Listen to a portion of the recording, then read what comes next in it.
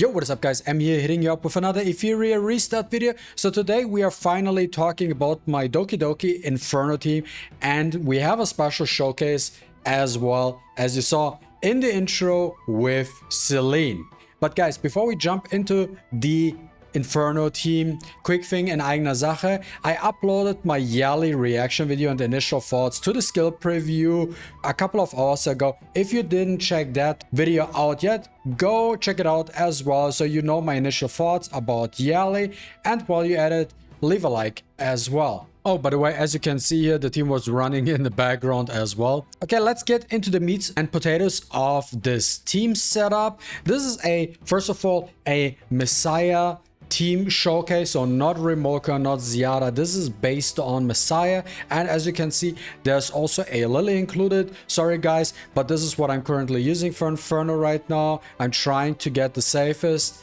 team possible and most reliable team possible as well. And also, I know a lot of people of you guys out there do have a Lily, and you are also want to see what you can do with your Lily as well. And if you pull a Lily maybe tomorrow as well, you can copy this team too. For the team setup, I want to go with the boring stuff first. My team setup, how they are geared and stuff like that. So we have the Valerian here with a maxed out skill 3. She has plus 33k HP, plus 50 speed, 75% resistance. She has a artisan piece on her, and she's built with blood buff and time wave. Blood buff set is not active though, because I do not have a free icon blood buff here, but we do have a active time wave, which helps with cooldown reduction overall.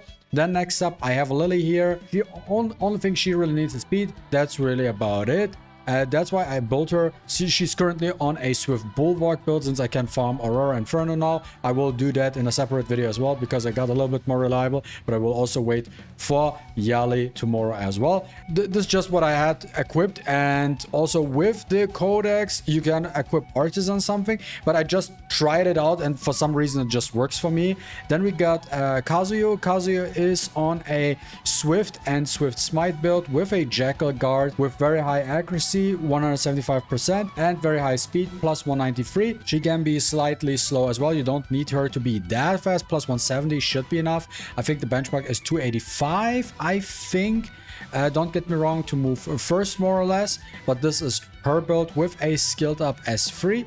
Then we got MaTeIRiA, the man himself, with a maxed out MaTeIRiA, S3 smacks, S2 smacks, and a level 4 S1, obviously all level 50. And then with these stats on a Momentum Fury build with Revelation on him as well, with 30% attack, crit rate, and final damage up for constant. Now I'm using Revelation for this right now because we have the damage reduction here in Doki Doki, so Revelation works better than Count for this specific dungeon with the damage reduction. But I do run a double crit damage build, I will mention in a minute, but I don't necessarily need an extra little bit of attack, so Revelation does a little bit of extra damage. I rather want to have my MaTeIRiA dealing more damage overall with his abilities, and also with his S2 and S1.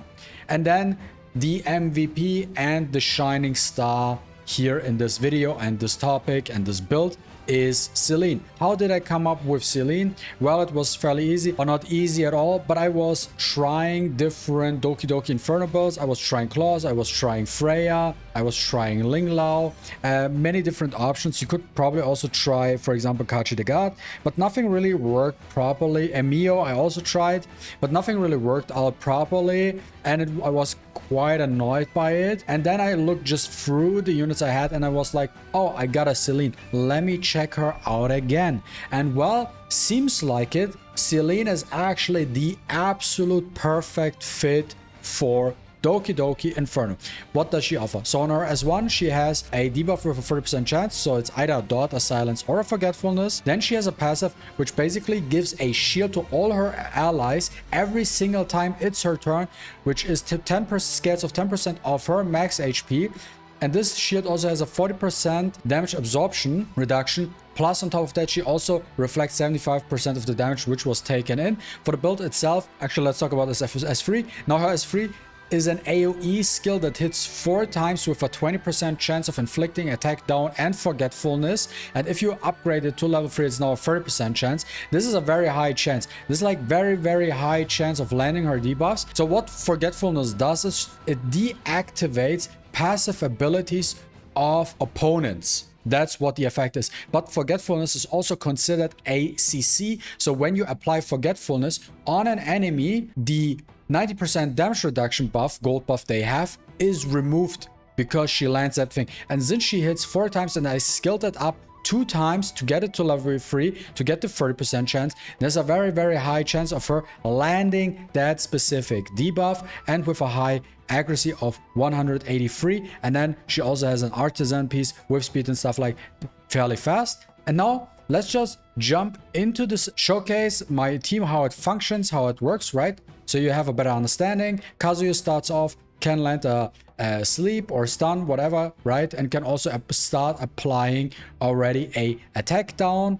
So we receive less damage. And then we have Celine. Celine goes off and applies her forgetfulness on all of these units, and we remove the defense buff, fairly reliable as well. Now what I want to show you here is why this forgetfulness buff is so good and so reliable. For these big boys here, they actually do have passive abilities. So this guy here has, once he drops below 45% HP, his defense increases by 70%, and the other guy has a counter chance, plus he reduces the damage by 20% he takes in, and he's gained 1 stack of Wrathquake, which basically also increases his damage output. So he's damage reduction, countering, and sorry, no, he's not countering, but he's reducing the damage and he increases the damage he is dealing. Now, with that, with the forgetfulness we are using here, now the cool thing about it as well is, you might be thinking, yeah, but we do have MaTeIRiA, he has that passive ignore, right? Yeah, but he only has a passive ignore for his S3. He only ignores passive abilities with his S3, but he doesn't ignore it with his S2, and he doesn't ignore it with his S1 either. Debuff actually also does for us is, once we use the S3 and then we follow up with a S2, we increase the power of and the potency of the damage of our S3 to actually kill the units a lot faster. Now, if we take a look at the other units, those do not actually have a passive, but you know who has a passive? The big boy in the middle. Now what the big boy in the middle does is, every time like they take damage, he gets a stack of revenge, and that increases his damage output. So, and that stacks up to 10 times. So he gets basically a 50% damage increase. Now when we actually land the forgetfulness, he does not get any stacks, or not any stacks, but this effect is not active whatsoever, and he will not deal extra damage to us. Plus we have now 2 units who also apply an attack break, which just overall increases our survivability. And then we have Val, which provides us the attack buff as well for MaTeIRiA for the damage output. And then just we have Valerian as the protection, right? But then also we have Celine as well, which provides us the CC and the survivability, and also provides us an extra shield, which even enhances further our sustain in this battle. And this is why this team now runs very reliable. It is not a 100% team. It sometimes can fail. I would say so right now. It's about a 90% auto team with like 3 minutes time it needs to complete this run, but it is very reliable right now. I think this could be even more reliable once Celine gets more skill ups, gets her S3 to max skill, because then it's, instead of a 4-turn cooldown, it's now a 3-turn cooldown.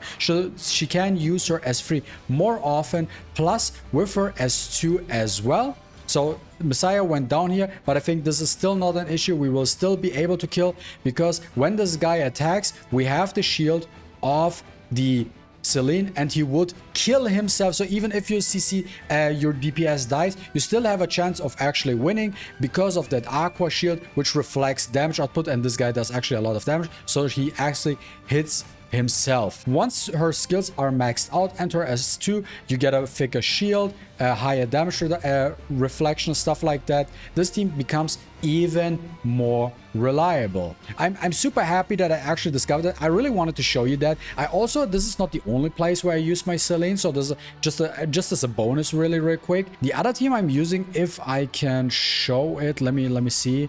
Maybe here if we have the time. There I want to show it as well. It's not geared right now. My dots are not geared, but for the Shadow Flame Hoyan Inferno dungeon. By the way, guys, let me know in the comments down below if I should make a separate Inferno showcase for the shell dungeons. Let me know if you want to see it, and if enough people want to see it, I will make a video. If we can get, like, I don't know, let's get to 100 likes on this video, and then I will follow up with a shell dungeon team setup and so on and so forth. But here for this Hoyan setup, I'm using Valerian with the 2 dots, Zanya and Fungus, and Celine. And Celine is very, very powerful there. I can farm this dungeon very reliable with this specific team setup. Yeah, and guys, this is all I wanted to show you guys for today. So for tomorrow, we got the Yali summons and the showcase there. In case you didn't subscribe to the channel yet, make sure to subscribe so you do not miss out on the videos which are coming tomorrow,